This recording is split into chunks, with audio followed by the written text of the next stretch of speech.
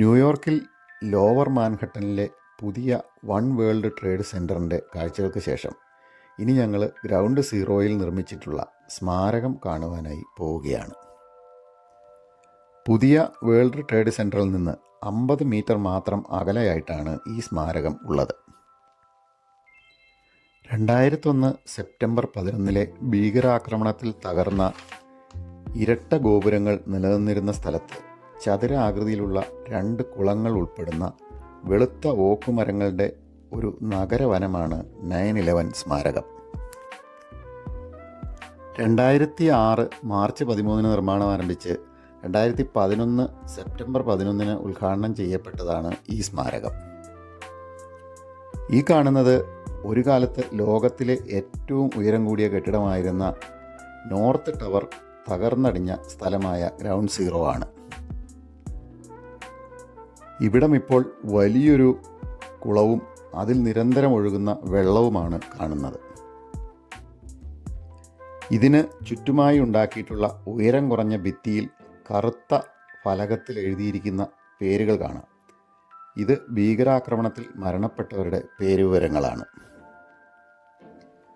ഇതിനടുത്തായി നിർമ്മിച്ചിട്ടുള്ള Oculus എന്നറിയപ്പെടുന്ന transportation ഹബ്ബാണ് പക്ഷി ചിറകു വിരിച്ചതുപോലെ ഈ കാണുന്ന കെട്ടിടം. സ്മാരക കുളങ്ങളിലെ വെങ്കല പാരപ്പറ്റുകളിൽ 2983 ആളുകളുടെ പേരുകളാണ് ആലേഖനം ചെയ്തിട്ടുള്ളത്.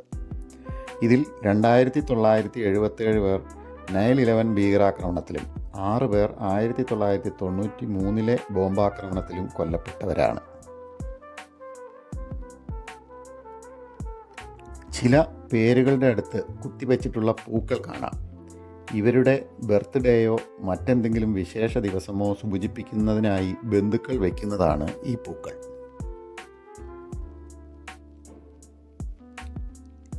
ഇനി നമ്മൾ കാണുന്നത് ഇരട്ട ടവറുകളിൽ സൗത്ത് ടവർ നിന്നിരുന്ന സ്ഥാനത്ത് നിർമ്മിച്ചിട്ടുള്ള സ്മാരക കുളമാണ്. അവിടെയും ഫൗണ്ടനും വശങ്ങളിലെ പാരപ്പറ്റുകളിൽ രേഖപ്പെടുത്തിയിട്ടുള്ള പേരുകളും കാണാം. ഇവിടെയുള്ള പേരുകൾക്ക് സമീപവും പൂക്കൾ കുത്തിവെച്ചിട്ടുള്ളതായി കാണാം. അമേരിക്കയിലുടനീളമുള്ള അനേകം സഞ്ചാരികളാണ് ഈ സ്മാരകം കാണുന്നതിനായി ദിവസേന വന്നു ചേർന്നുകൊണ്ടിരിക്കുന്നത്. 175 രാജ്യങ്ങളിൽ നിന്നുള്ള സന്ദർശകർ ഇവിടം സന്ദർശിച്ചിട്ടുണ്ടെന്നാണ് കണക്കാക്കപ്പെടുന്നത്. 2001 ഭീകരാക്രമണത്തിൽ നശിപ്പിക്കപ്പെട്ട കെട്ടിടത്തിൻ്റെ അവശിഷ്ടങ്ങളിൽ നിന്ന് കണ്ടെടുത്ത ഒരു കാലറി പിയർ മരം ഇവിടെ സംരക്ഷിക്കപ്പെട്ടിട്ടുണ്ട്. ഇതിനെ ദ സർവൈവർ ട്രീ എന്നാണ് വിളിക്കുന്നത്. 8 അടിയോളം ഉയരമുണ്ടായിരുന്ന ഈ മരം കണ്ടെടുക്കുമ്പോൾ ഗുരുതരമായി കത്തി നശിച്ചിരുന്നു. എന്നാൽ ഇതിൻ്റെ ഒരു ശാഖയിൽ പച്ചപ്പ് കണ്ടെത്തി.